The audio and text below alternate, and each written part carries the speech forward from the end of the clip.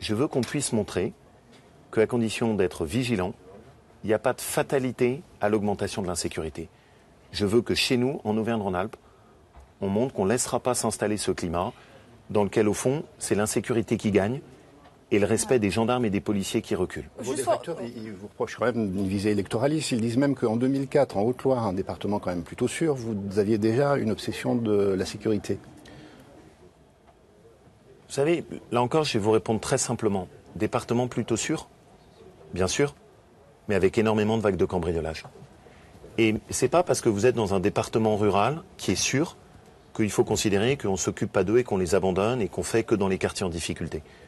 La sécurité, c'est partout. Et vous risquez pas de dédouaner l'État et les autres responsables de la sécurité de leur responsabilité première?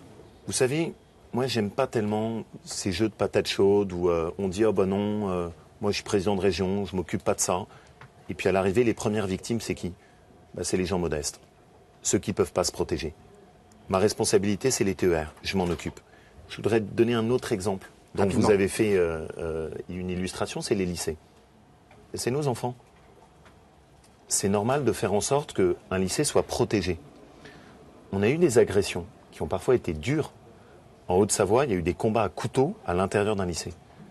Dans l'Isère, on a eu des introductions d'armes à feu. On a eu au Puy-en-Velay, l'introduction d'une voiture qui a failli faire un drame à l'intérieur d'un lycée. Donc ce que nous, on cherche à faire, c'est juste de sanctuariser nos lycées.